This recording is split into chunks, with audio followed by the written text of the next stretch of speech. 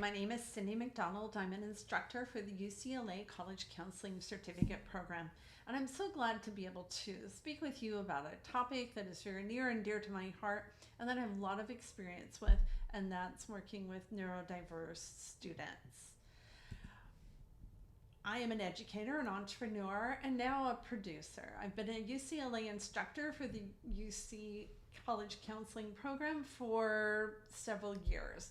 I've also worked in the schools. I've worked with many diverse students. I've worked with counselors, administrators, teachers, all teaching about college counseling and also about counseling principles and working with students from multiple different backgrounds. So that's why today we're going to talk about neurodiverse students. I'm going to give you a case study, and this demonstrates the value of knowing and understanding the laws and the applications and the counseling principles that go along with working with neurodiverse students. I want to introduce you to Antonio. Antonio was a community college student when I first met him. He'd been referred to me by a friend, and he he played track and he liked going to college, but he was also very frustrated. He had always had difficulties passing math classes, and he just struggled. He studied and tried really hard, but just never could seem to go over the next level. He just couldn't, especially doing well on the test. So he was very discouraged about math, especially discouraged about school. And often he had been told, oh, you're stupid, you can't get this, you need to try harder, you're just not, applying yourself, all those things that we know our students hear. So as I spoke with him, I asked him if he'd ever, when he was in high school, had talked to a counselor about his difficulties. I had been a counselor in the high schools. I had a 600-to-1 student ratio, so I know how hard it is.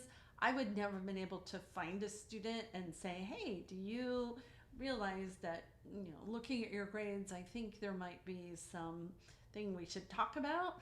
It was always up to the students to come and talk to me. So I asked him if he'd ever talked to a counselor about his learning, his math grades, and things like that, and mentioned that he could get tested for a learning disability. So no one had ever asked him or suggested that before, and his parents didn't know that that was something that he was eligible or able to do through the schools when he was in high school. So no one had ever explored that option with him before. So as a counselor, my counseling objective became, let's explore what's going on. Because he was already a community college student, the way the laws are, he's now under the Americans with Disabilities Act, the ADA. He doesn't fall under the K-12 IDEA law. So he didn't have, the community college couldn't assess him. He had to go someplace else to get that testing for a learning disability. So I recommended that he contact a psychologist or a learning specialist for assessment, which he did. He followed through, spoke with his parents, and was able to go and get an assessment. Now, of course, this took some time. It took a couple of months to have the assessment, get the report, and make the recommendations. And in the recommendations, there was recommendations for accommodations. Again, he never knew that he could have, there might be an issue. He didn't know that he might be someone who learned differently and that there was accommodations that the school system could make for his learning style. So my instructions were to take those results of that report and those recommendations for the accommodations to the disability office and meet with somebody in that office and have them review the report from the psychologist and the recommendations for accommodations and use that to meet with the counselor and create a plan. After Antonio went through the testing, he did learn he had a processing disorder. He had no idea that this was something that was, it was a name. It was so empowering for him to finally have a name and put something to the struggles he'd had. So the prescribed accommodations were receiving notes and extended time testing. Again, he didn't know this was something he could do. So Antonio followed these accommodations in his next math class. And in our subsequent conversation, he shared with me what happened and how it affected him in this math class. And I'm paraphrasing our conversation, but it went something to this effect. Mrs. McDonald, when we received our first math test back from this course, I saw all my friends shaking their heads. And so I was really worried. They usually did better on their math tests than I did. I had known that knew the material, and this was the first time that I had taken it with extended time. So I felt I knew the information, but I was not sure of myself, having seen my friends with their reactions. So I went up to the front, got my test, expecting the worst, worried I would fail this math class once again. He had struggled and tried to get through these math classes. And then I looked at the grade. I was shocked. I got a B. It was my first B ever on a math test. I was so excited.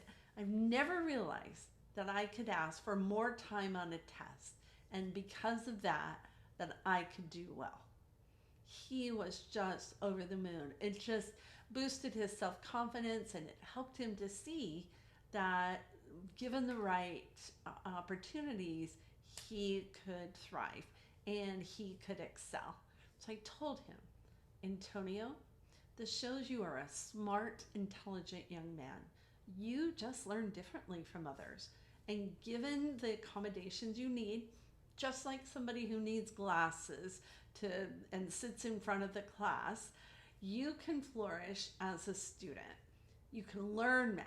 It's not something you can't learn. And you can share what you've learned through tests, through assessments, just given the time that you need. And it was a very distinct demonstration and illustration of what the right accommodations and the right approach can do for a student. The outcome, Antonio finished successfully at the community college. He was recruited to run track and transferred to a 4-year school. He had a very successful track season, and guess what? He graduated with honors. So this is where our role as counselors and advisors is so important, so that we can guide students and many times parents too through this process. Now the laws and things that we're talking about for neurodiverse students apply to the United States of America. Other countries have other laws that are going to be unique to their own country. So I'm just talking about the US. So for neurodiverse students, or any students, there are basically 3 laws that apply.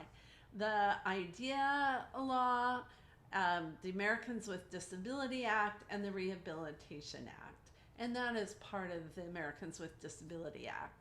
The Rehabilitation Act is where the Section 504s come. So IDEA, it's the disability education law. It goes from 3 to 21. It covers that age. It specifies 13 specific categories. So sometimes the students have a learning difference or some other category, and we'll talk about that in a minute. Sometimes they won't fall under the IDEA Act, they'll fall under the Rehabilitation Act, and that's why you get students with 504 plans. It's also part of the free and appropriate public education laws. It's a comprehensive evaluation required to fall under the IDEA. That's where the testing assessment comes in. The evaluation is must be at no cost to parents. Parents can request, I want my child testing. The the schools, whether it's whatever level, K through 12, must provide that within a specified amount of time, and it must be at no cost to the parents. And then if the student falls and is identified with one of those 13 specific categories, then they get a plan to deal with that. And that's the individual education plan, or the IEP. And the placement must be in the least restrictive environment. So they have to make it appropriate for the student, and they can't stick them in a corner by themselves. They have to do it in the what's known as the least restrictive environment. And the placement must be at no cost to the parents as well.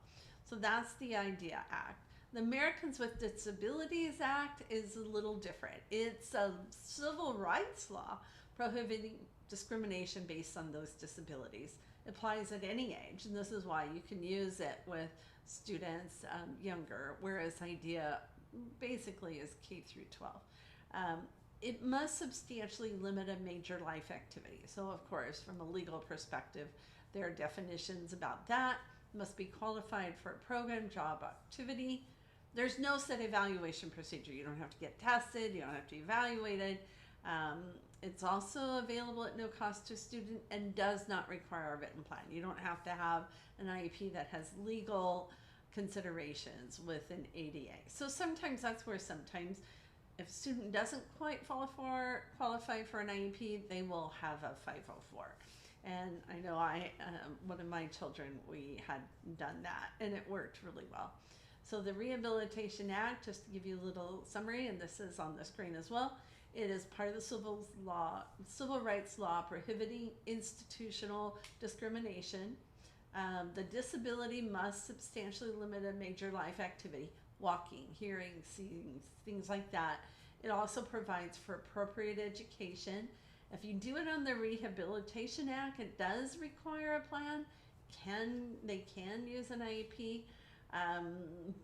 but if it's under a 504, it has different legal considerations, and appropriate student placement must be with non-disabled peers. So that's part of the rehabilitation. Now, all of this is through the Disability Rights Education and Defense Fund. The link is in the course, and you'll see that at the bottom of this presentation. So you look up the details there directly. So what counts as a disability? You know, it's a big question. There are a lot of legal terms that go around. So the PACER Center is one of the areas that I found the most clear and succinct descriptions, and it is a parent training and information center, and they talk about 11 categories of disabilities. But I found this caveat very interesting. There is no one universally acceptable approach to describing categories of disabilities. The categories below incorporate terms often found in special education, disability rights, and medical literature. It is important to remember that within each category of disability, there are differences between individuals and the type, degree, and impact of their disability. In addition, a person may have more than one disability, and we'll often hear the term, the students twice exceptional. So oftentimes they may have learning difference, and they have an extreme, they're highly gifted, high abilities. So that's not uncommon for a person to have more than one disability. So here are some examples of those diverse disabilities. Attention deficit, hyperactivity, developmental disabilities, emotional, hearing, visual, cognitive, intellectual, all these different things, traumatic brain injury, all these different things can apply. So what are our counseling competencies as a counselor, as an advisor? You know, our competency is we're supposed to guide and help students learn self-advocacy skills. You're going to hear a lot of interviews in this course about transition. Are you college ready? Students with learning disabilities can go to college, and they can go and excel and just do phenomenal things. So, but helping them be prepared is one of the things that we can help them with, and also teach their parents so that they are developing the self-advocacy. Transitioning from high school to college programs. I talk a lot about that in this course as well, and we'll talk about that the last week, but you'll also hear a lot about it in this module about neurodivergent students. Education of others. What are those rights? Sometimes those rights aren't clear, people don't understand them. And so we need to be the ones that can help pave that way. We need to help them with advocacy as well. And that advocacy and the self-advocacy go hand in hand. Understanding the IEPs and 504 plans. What do they say, and what are the accommodations? understanding different disabilities, understanding accommodations, and advocating for correct accommodations. I remember as a counselor, I had a lot of students who had anger management issues. So all their IPs said, oh, they've got to be in a group for anger management. Well, then we had to fulfill that, and it wasn't always the correct accommodation. It was just an easy one for somebody to put down. So understanding and those accommodations and having the correct ones is important. And if you're a school counselor, just that legal responsibility, as I mentioned, to fulfill the IEP plans and those accommodations. So those are the counseling competencies that you're wanting to develop or expand on as you work with students who are neurodivergent. As an advisor, you will have neurodivergent students. They may have diagnosed or undiagnosed disabilities. Depending on where you are, the kind of school you work with, many of your students may already have some kind of diagnosed or undiagnosed or some diagnosed disability. They may be getting accommodations, extended time, quiet testing environments, things like that. I will tell you, in my practice and in my area, most of the students I run into are undiagnosed. It is not something people are readily eager to disclose. They don't even know about them. And so many times I will meet with a parent and student and will, after getting to know them a little bit, we'll say, let's do some exploration. Why don't you talk to your school, see if you can get some testing, or go and have some private testing done. And so every time I've done that, the student has come back and has had an undiagnosed disability. And I can tell you, just as the situation with Antonio, that as you touch one life, you are touching the lives of future generations. It's such a pleasure, and it is such a joy to be able to help a student learn and grow and have that aha moment, just as Antonio did, that I can do this. If I'm given the right tools and the right accommodations, I can do this and thrive.